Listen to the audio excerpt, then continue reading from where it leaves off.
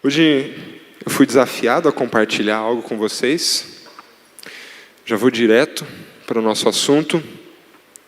É um assunto muito legal, particularmente eu gosto muito. Mas eu queria começar com a seguinte pergunta. Se você não conhecesse ninguém daqui hoje, ninguém, você não conhece absolutamente ninguém, e você tivesse que se apresentar, precisamos saber quem você é, o que você diria?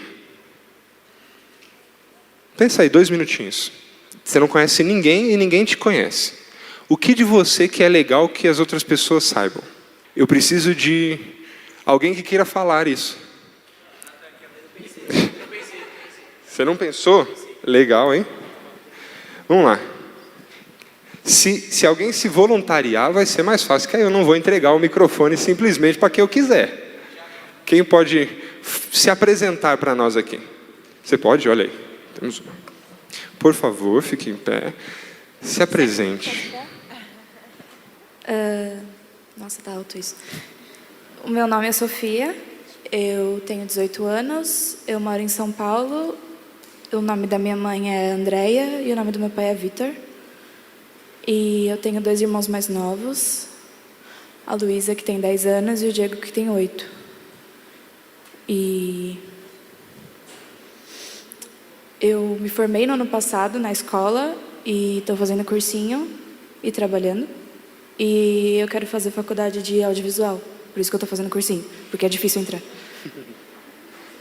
E acho que é isso. Legal, uma salva de palmas para a Sofia. Muito obrigado, Sofia. Quem mais? Quem mais pode se apresentar? Deixa eu ver. 1, 2, 3, mãos? Ander, você pode se apresentar? Assim? Assim, cara. Fora que eu já falei que seu nome é Anderson, né? Ninguém te conhecia. Ele se enganou, meu nome é José, mentira, é Anderson.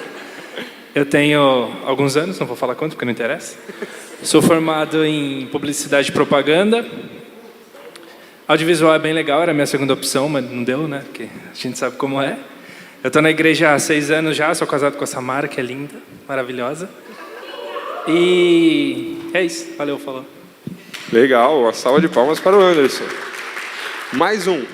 Quem pode se apresentar? Mais um. Natan é conhecido. Quem mais pode se apresentar, gente? O rapaz da conta aqui, ó. O rapaz de quem?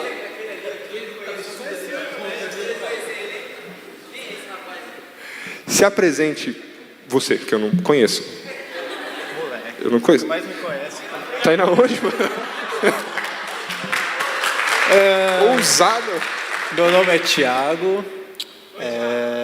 Oi, tudo bem? Eu sou guitarrista, faço faculdade de engenharia civil, é doído. Se alguém tiver alguma intenção de fazer, não faça. Namoro a Alissa, que é uma menina muito linda, também já tem dono. Se alguém quiser namorar ela, não namore, que já é minha. E é isso aí. Fechou. Beleza, beleza. Uma salva de palmas ao Thiago. Esqueceu de falar que é de perdões. Gente, seguinte. Vocês prestaram atenção? Vocês perceberam como que as pessoas se apresentam? Deixa eu falar uma coisa que é legal. A forma como você se apresenta para as pessoas mostra o que é importante para você. Mostra o que você quer que as pessoas, como você quer que as pessoas te vejam. Sabia? Você já pensou que assim, ó, a Sofia falou que ela se formou, o Anderson se formou, o Thiago vai se formar em nome de Jesus. Agora, essas coisas, o que acontece? Quando você se forma em engenharia, o que você é? Pedreiro? Quando você se forma em engenharia, o que você é? O que é, Thiago? Pedreiro, não. Engenheiro, certo? Atualmente desempregado. Quando você se forma em medicina, o que você é? Médico. Quando você se forma em publicidade, o que você é? Pobre. Ouvi verdade. Eu sou publicitário. Mas olha que louco. A gente conjuga para a nossa identidade aquilo que nós estamos vivendo. Se eu me formei em publicidade, eu sou um publicitário. Agora, se eu estou me formando no terceiro colegial, na escola, por exemplo, eu passo a falar que eu sou formado no ensino médio. Sou formado, certo? Isso é legal porque é o seguinte: quando você se forma, você recebe um diploma, certo? Para que serve o diploma? O que é o diploma? O diploma é um papel que prova que você é formado, certo? A gente vai fazer vários documentos, por exemplo, que eles te pedem um comprovante de que você é formado. E a gente, quando se forma, depois da luta que é para se formar, dá até um orgulhinho, assim, fala assim, tá aqui meu diploma. Ou quando o cara faz cartão, né? O cara saca o cartão e fala, tá aqui o meu cartão. Publicitário. Não faz cartão, publicitário. Não tem dinheiro para fazer cartão, a gente faz cartão para os outros. Para nós, não. Mas o que eu quero dizer? A gente coloca a nossa identidade naquilo que a gente vive. É simples. O diploma é a prova, é o papel que prova que nós somos aquilo que nós estamos dizendo que nós somos. Mas por que a gente faz isso? Pensa aí mais 2 minutos. Olha a pergunta que eu vou fazer. Vocês que levantaram, vocês que se apresentaram, se vocês estivessem em outro lugar, com outras pessoas, vocês se apresentariam de maneira diferente? Se vocês estivessem numa entrevista de emprego, por exemplo, você se apresentaria de maneira diferente? Talvez numa entrevista de emprego o Anderson não falasse que a Samara é linda. Qual é a relevância dessa informação para o cara que está te... Por que a gente faz isso? Por que a gente muda as informações que a gente fala para as pessoas, dependendo de quem é ela? Pensa 2 minutinhos, isso é intrigante. Eu fiquei intrigado com essa pergunta. Eu realmente mudava a minha identidade quando eu falava isso. Quando eu vinha me apresentar para o MAG, são todos crentes, minha esposa está aqui, eu falava, olha, eu sou Henrique, líder de G100, ministro do louvor, eu sou o maior músico desta banda. Literalmente. As pessoas que estão me ouvindo me fazem mudar a forma como eu me apresento. Sabe por que a gente faz isso? Porque nós buscamos, diretamente ou indiretamente, a aceitação dessas pessoas. Você fala quem você é de acordo com as pessoas para que elas te aceitem. Você fica pensando assim, bem, se eu falar numa entrevista de emprego que eu saí do último emprego porque me demitiram com justa causa que eu saí, porque me chutaram de lá, esse cara talvez pense 2 vezes em me contratar. Eu vou ver e te ligo. O pessoal da RH vai te ligar. Talvez, se você vai num grupinho específico, aquele grupinho, os mais descolados, muito velho agora, né? Os mais style, regueira. Se você fala regueira, fica no descolado. Se você fala de um jeito com eles, eles vão falar assim, beleza? Vai lá com a sua turma lá. Se você chega às vezes numa igreja, a gente aqui sabe que isso já aconteceu. Você vai numa igreja e está todo mundo de terno. E você entra de bermuda e boné. A galera já dá aquela... circunciso. O que esse maluco está fazendo aqui? E se fosse o contrário? Se alguém viesse aqui para falar de terno e gravata? Do manto? Olha só. Nós mudamos a forma como nós nos apresentamos de acordo com quem está nos ouvindo. Abre aí a sua Bíblia em 1 Samuel 16. Nós vamos falar da história de Davi. Nós já ouvimos bastante sobre Davi esse ano. Enraizado, saudades. 1 Samuel 16, 11.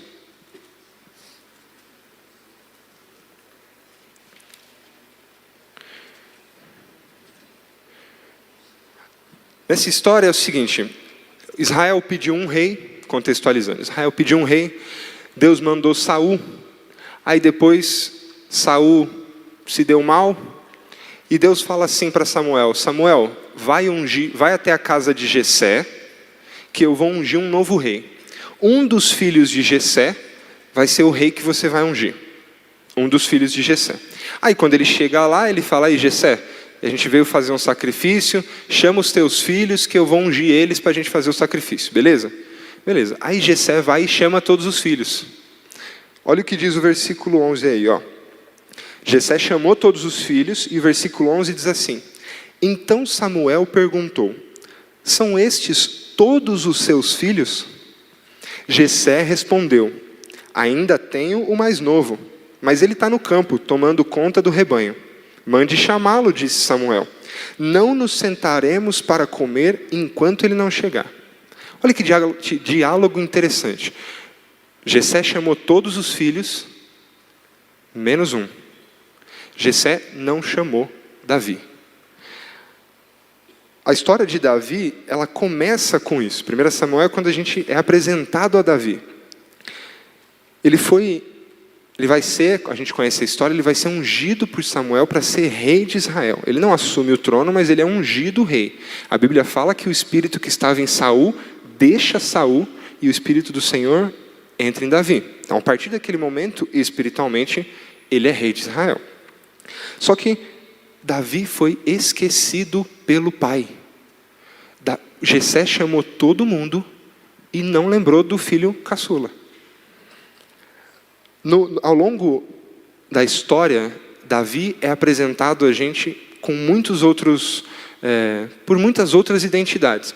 Uns versículos mais para frente, um servo fala para o rei que Davi era tocador de harpa, corajoso, apto para a guerra, tem bom senso e é moço de boa aparência.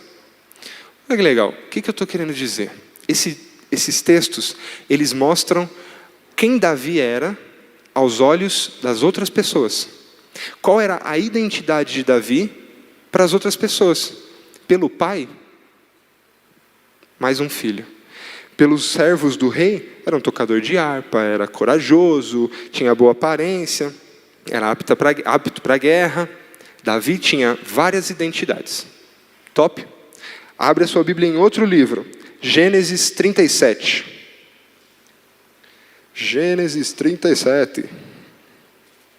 Essa é a história de José. Não esquece a história de Davi não, que nós vamos voltar nela.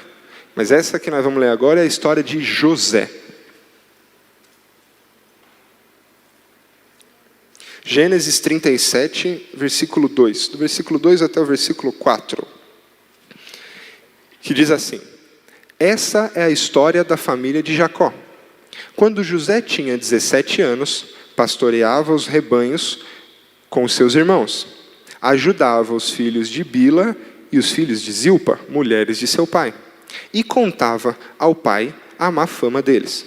Ora, Israel gostava mais de José do que de qualquer outro filho, porque lhe havia nascido em sua velhice. Por isso mandou fazer para ele uma túnica longa. Quando seus irmãos viram que o pai gostava mais dele do que de qualquer outro filho, odiaram-no e não conseguiam falar com ele amigavelmente. O que aconteceu é o seguinte, José era um dos vários filhos de Jacó, que também está chamado por Israel aqui. E o pai Jacó gostava muito do filho, então tratava ele de modo diferente. Os outros irmãos ficaram com inveja. O que acontece na história de José, vocês devem lembrar, é que ele foi vendido como escravo pelos irmãos. José passou por muitas coisas, igual Davi. A Bíblia fala o seguinte, José do Egito foi rejeitado pelos seus irmãos, por inveja do seu relacionamento com o pai, foi vendido como escravo, foi copeiro na casa de Potifar, foi prisioneiro, foi chefe dos carcereiros e também foi governador do Egito. Os dois personagens têm em comum que eles tiveram várias identidades de acordo com as outras pessoas.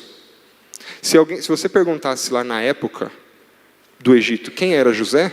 Uma pessoa poderia falar que é o governador do Egito, e outra pessoa podia falar, é o chefe dos carcereiros. Eles eram conhecidos de várias maneiras diferentes. É isso que eles têm em comum. Mas esses personagens têm mais uma coisa em comum, e aí eu queria que você pensasse. O que aconteceu com esses personagens que mudou a história deles? 2 personagens bíblicos que eram conhecidos por várias identidades, mas, segundo a história, eles foram grandes personagens bíblicos. Nós usamos eles muito para falar sobre muita coisa. Davi é um grandíssimo exemplo. Sabe o que eles têm em comum? Nenhuma identidade que as pessoas deram para eles mudou a identidade que Deus deu para eles. Vou repetir. Nenhuma identidade que as pessoas deram para eles mudou a identidade que Deus deu para eles. Tanto José quanto Davi tinham uma identidade que o Senhor tinha dado para eles. A história de José conta que ele ouviu do Senhor em sonho que os irmãos dele iam se prostrar diante dele, que ele seria rei, governador. Ele ouviu isso do Senhor. Davi, a mesma coisa. A gente é apresentado a um Davi sendo ungido rei. A primeira vez que ele aparece, Samuel unge ele rei. As outras pessoas não reconheceram, mas ele era rei naquele momento. Lá em Atos 13, 22, não precisa abrir que eu vou ler rapidinho, diz assim: depois de rejeitar Saul, levantou-lhes Davi como rei, sobre quem testemunhou: encontrei Davi, filho de Jessé, homem segundo o meu coração. Ele fará tudo o que for da minha vontade. Essa era a identidade de Davi. Um homem segundo o coração de Deus. Isso quem falou foi Deus. Eu achei Davi. Davi é um monte de coisa. Pastor de ovelhas, tocador de harpa. Mas ele, principalmente, é um homem segundo o meu coração. José era governador, escravo, foi um monte de coisas. Olha a identidade de José. Está em Gênesis 45. A história de José, ela termina assim. Termina não, ela tem onde Deus fala a identidade de José. Ele passa muitos anos no Egito, se torna governador. A família dele está passando fome, vem até ele e ele fala assim: não foi vocês que me fizeram escravo. Não foi vocês que me levaram para esse lugar. Deus me mandou aqui antes de vocês para que vocês tivessem comida. A identidade de José é que ele salvaria a família dele da fome. Ele teve que passar por um monte de lugar, receber um monte de identidade, para no final ele falar assim: peraí, isso tudo que aconteceu na verdade porque eu sou quem vai salvar vocês. Essa era a identidade de José. Mas, e nós? Assim como os dois, nós temos muitas identidades. Assim como os dois, muitas pessoas nos olham com olhos diferentes. Se você conversa com o Ni pode falar que eu sou alto. O Anderson talvez nem tanto. Entendeu a piadinha? Não, né? Tá bom. Tudo bem. Então, voltando aqui. O Ni, brincadeira. Mas como nós podemos atingir isso? Porque eu falei que o que os dois personagens tinham em comum é que as identidades que eles receberam de outras pessoas não mudou em nada a identidade que Deus deu para eles. Como que a gente pode viver isso? Como que nós podemos, na nossa vida, ter uma identidade inabalável? Como que a gente pode viver no trabalho, na escola, na faculdade, com a família, com uma só identidade? Por exemplo, autoestima, ela é construída numa base sólida. Eu estava até falando com a Mari, porque esse assunto é bem psicológico, assim, se tem autoestima baixa. O que acontece é que a forma como você se vê precisa de uma base. Eu posso estar seguro de quem eu sou, eu posso ser medroso, e aí eu posso me ver como medroso. Eu posso pegar uma identidade de fora e colocar e guardar para mim e falar, eu sou isso aí mesmo.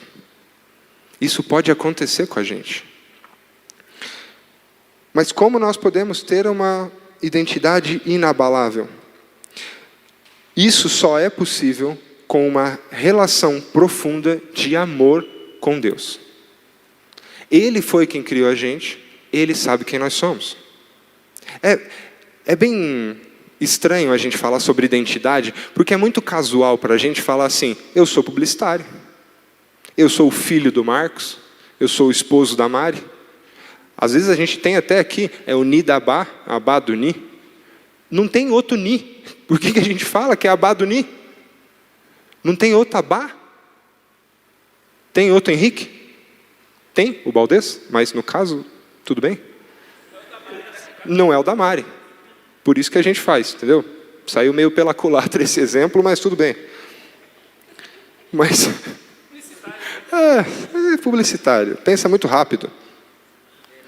Gente, isso acontece, gente, porque as nossas emoções, elas oscilam.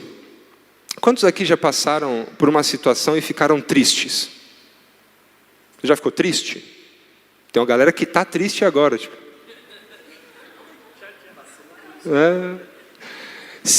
Agora, você já esteve triste, mas você é uma pessoa triste? Não ouvi. Você é uma pessoa triste? Sim. Você já passou por alegrias? Quem já teve alegrias? Quem já teve alegrias? Uhul! Mas você é uma pessoa sempre alegre? Eu sou alegre. Patati patatá, enfim. Gente, nós precisamos entender que a nossa identidade não é aquilo que as pessoas falam para nós. Nós podemos passar por rejeição.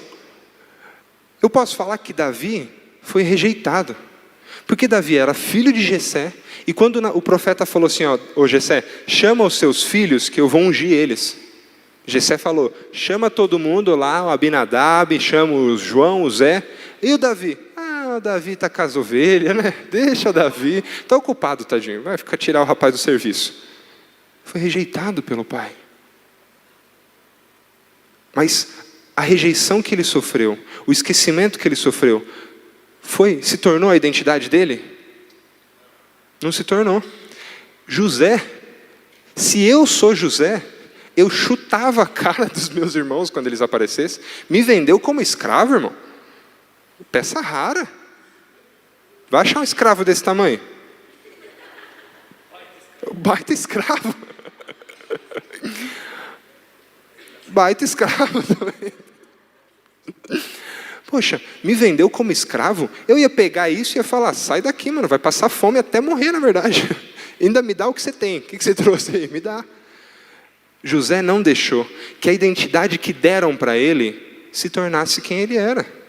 Porque ele ouvia o Senhor. José, durante a trajetória dele inteira, uma coisa que ele não deixou de fazer foi ouvir o Senhor. José, ele traduz sonhos, ele interpreta sonhos durante toda a vida dele. Olha o que diz aí, agora abre a sua Bíblia, em Gálatas 4, versículo 4 até o 7. Gálatas 4. Olha que maravilha de versículo. Quando vocês abrirem, vocês falam, aê. Cara, rápido.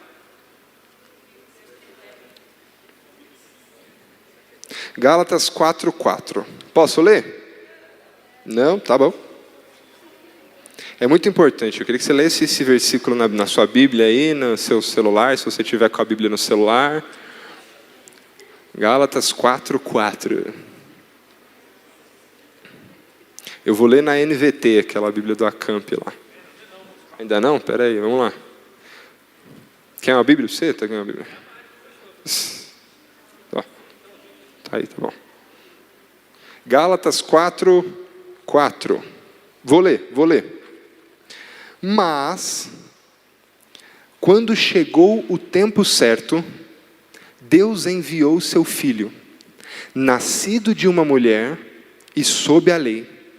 Assim o fez para resgatar a nós que estávamos sob a lei, a fim de nos adotar como seus filhos. E, porque nós somos seus filhos, Deus enviou ao nosso coração o Espírito do seu Filho. E por meio dele clamamos: Abba, Pai. Abba, Pai. Agora, você já não é escravo, mas filho de Deus. E uma vez que é filho, Deus o tornou herdeiro dele. Vou ler de novo só essa partinha, ó. Deus enviou ao nosso coração o Espírito do seu Filho, e por meio dele clamamos: Abba, Pai. Agora você já não é escravo, mas filho de Deus. E uma vez que é filho, Deus o tornou herdeiro dele. Se esse versículo não te coloca um sorriso no rosto, eu sou alegre. Dá um sorriso, gente. Ah, coisa linda. O que esse versículo está falando é o seguinte: quando você se forma, você ganha um diploma, certo? O diploma é um pedaço de papel que prova que você é formado. Esse versículo é o pedaço de papel que prova que você é filho. É o pedaço de papel que prova que você é filho. Que nada, absolutamente nada, pode pegar você e fazer assim, ó, você é rejeitado. Ninguém pode fazer isso. Porque Deus que criou você falou assim: ele não é rejeitado, ele é meu filho. Se você sofreu uma frustração, muda a sua identidade? Se você sofreu uma frustração, muda a sua identidade? Se você for rejeitado, muda a sua identidade? Se você se formar engenheiro, muda a sua identidade? Não, pode ver, tá certo. Não muda. Fique em dúvida. Não muda. Uma vez filho, sempre filho. Agora, para que a gente experimente isso, porque a gente tem falado no culto de domingo, a gente tem falado sobre a mentalidade de filho, sobre ver Deus como um pai. Só que para a gente experimentar isso, às vezes a gente pensa assim: bem, eu preciso ser um doutor em teologia porque eu preciso ver as multivariadas faces de Deus, e Deus Pai é uma delas. Não, Deus Pai é Deus Pai. Isso é o Evangelho na sua maior pureza. Qual é a única vez que Jesus Cristo não chama Deus de Pai? Na cruz. A única vez na Bíblia que Jesus chama Deus de Deus é quando todo o pecado da humanidade, é quando o meu e o seu pecado vem sobre ele, ele fala: Deus meu, por que você me abandonou? Sabe o que isso significa? Que a única vez que Jesus chamou Deus de Deus e não chamou de Pai, era porque ele estava como nós. Era quando ele olhou e falou assim: olha, quando eu me colocar no lugar dele, eu não consigo chamar ele de Pai. Quando Jesus se colocou como eu e você, ele falou: não consigo chamar meu Deus de Pai. Nós não conseguimos chamar Deus de Pai antes de ler esse versículo. Porque esse versículo é a prova, o pedaço de papel que prova que eu e você somos filhos. Quando Jesus não conseguiu chamar Deus de Pai, ele já fez. Já foi. Aí ele falou assim: agora vocês podem chamar Deus de Pai. Agora vocês podem chamar, porque o que vocês eram de rejeitado, o que vocês tinham de frustração, de doença, de identidades que as outras pessoas iam colocar sobre você, eu levei. Foi isso que Jesus fez. Toda a sua identidade, tudo o que aconteceu com você até hoje, eu não sei quantos anos você tem um monte de gente aqui. Tudo, pensa nas piores coisas que já falaram de você até hoje. Tudo, qualquer coisa. Que você é feio, que você é gordo, que você é magro, tudo. Acaba quando você lê esse versículo e fala assim: ó, você é meu filho. Se você foi rejeitado por alguém, se você teve um relacionamento frustrado, se um líder fez alguma coisa, qualquer pessoa, Jesus levou todas as nossas dores. Tudo que tinha de errado na nossa identidade foi levado. É por isso que nós podemos clamar, Abba, Pai. É o Espírito do Senhor colocado no nosso coração que clama, Abba, Pai. O Espírito Santo é o selo de que Deus é o nosso Pai. Como esse versículo diz, o Espírito Santo foi colocado no nosso coração, o espírito de filho. Às vezes nós temos a mentalidade de órfão, mas o espírito que nós temos é de filho. E por meio dele nós clamamos Abba. O versículo de João 1:12 diz assim: contudo, aos que receberam, aos que creram em meu nome, deu-lhes o direito de se tornarem filhos de Deus. Eu vou ler de novo. Contudo, aos que receberam, aos que creram em seu nome, deu-lhes o direito de se tornarem filhos de Deus. Às vezes a gente se perde. Às vezes a gente tem tantos pensamentos na vida, a gente tem tanto pensamento na vida que a gente é corrida, a gente quer fazer uma coisa, quer fazer outra, vem sonhos, planos, vem fases da vida, vem um monte de coisa, e a gente se esquece que a nossa identidade é de filho. E a gente vive como se a nossa identidade não fosse uma identidade de filho. É interessante porque esse é um assunto que dói. Sabe por que esse assunto dói? Porque nós não gostamos de quando as pessoas não nos aceitam. Você gosta? Se alguém virasse para você e falasse assim, então, cara, eu não quero andar com você, vai para o seu grupo. Isso é gostoso? Isso não é gostoso. Isso não é legal. Uma frustração. Eu criei expectativas sobre aquilo. Aquilo não cumpriu, não alcançou as minhas expectativas. Então eu me frustro. A minha identidade é de uma pessoa frustrada agora. A boa notícia é que nós não precisamos mais ficar com essa identidade. Se você recebeu um dia uma identidade como essa, você não precisa ter essa identidade. A Bíblia está falando, se você crer em Jesus, você tem o direito de ser chamado de filho de Deus. Mas, às vezes, nós não alimentamos essa identidade. O que eu quero dizer com alimentamos essa identidade? Assim, quando você dá ouvidos ao que as pessoas estão falando, quando você dá ouvidos ao que as situações estão falando, quando você dá ouvidos ao que você está passando, você está numa mentalidade de órfão e não numa mentalidade de filho. A Bíblia diz que a paz do Senhor tem que ser o nosso juízo.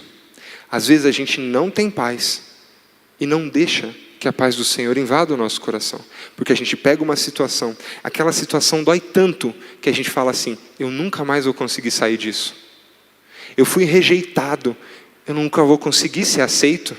Eu me frustrei, eu nunca vou conseguir que uma situação como essa de novo seja boa na minha vida. Às vezes você tem frustrações com seus pais. O que é frustração com meu pai? Rick, eu não tenho um bom relacionamento com meu pai. Eu não tenho um bom relacionamento com a minha figura de pai. Isso faz com que a gente não tenha um bom relacionamento com o nosso Deus Pai. Sendo que Ele já deu para nós a identidade de filho. Ele já fez tudo o que precisava fazer. Nós temos que viver como filhos. Como o pastor falou alguns domingos atrás, Henrique, e a mentalidade de filho? O que é a mentalidade de filho? A mentalidade de filho é assim, eu estou vendo uma situação acontecendo e essa situação me machucou. O que um filho faz quando ele se machuca? Ele corre para o pai. Ele corre para o pai. Ele corre para a mãe. Ele corre para o braço da figura mais próxima dele. Nós passamos por coisas na nossa vida e alimentamos essa identidade. Nós alimentamos as identidades que as pessoas dão para a gente, de rejeição, de frustração. O que o Senhor está falando é assim, hoje, você não precisa mais alimentar nenhuma identidade que te deram, senão a de filho de Deus. O relacionamento com o Espírito Santo carimba em você e fala assim: esse é o meu filho amado, em quem eu tenho prazer. Fique em pé no seu lugar, fique em pé.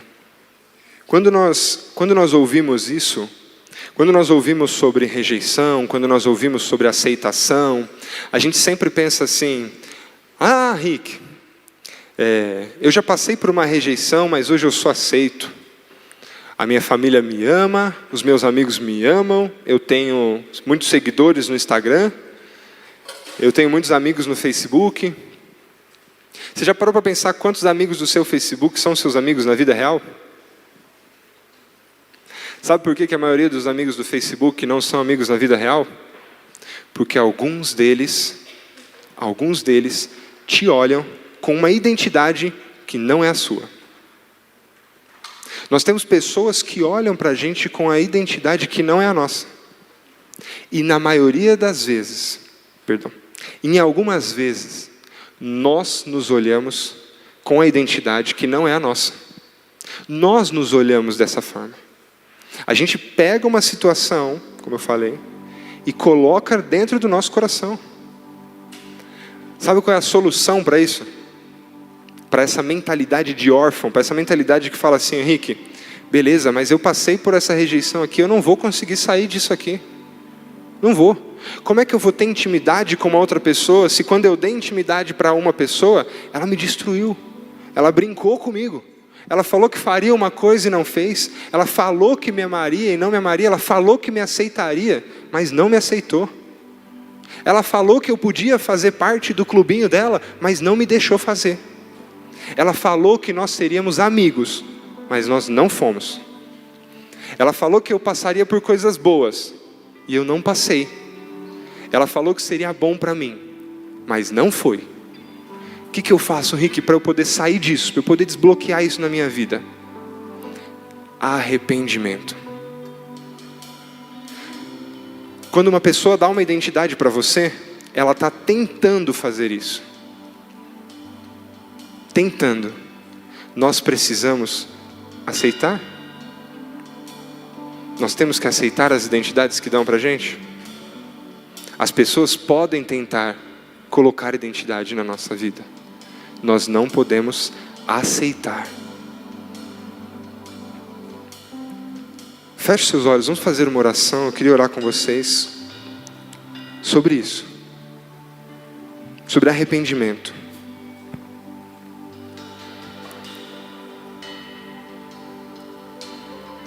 Eu não sei se você já passou por alguma coisa nesse sentido. Eu não sei se você se sente assim, rejeitado, frustrado, ou com qualquer outra identidade que não seja a de filho de Deus. Mas se você se sente assim, faça essa oração. Fala: Senhor, eu me arrependo de não me ver como o filho seu que eu sou. Eu me arrependo de viver uma vida baseada nas identidades que as pessoas colocaram em mim, nos rótulos que as pessoas colocaram em mim. Uma vida baseada no que disseram sobre mim. Eu rejeito essa vida. Pai, faça essa oração nesse momento. Pai, em nome de Jesus, nós nos arrependemos, Senhor. Nós nos arrependemos de não crer, Pai, de todo o nosso coração nessa identidade de filho que o Senhor nos deu, Pai. Nós nos arrependemos e abrimos o nosso coração para que o Senhor coloque em nós o seu Espírito Santo, Pai. Em nome de Jesus, Deus, toca o coração dos meus amigos agora, Pai, para que eles se lembrem sempre, Pai, da identidade que o Senhor deu para eles, Pai. Em nome de Jesus, Senhor.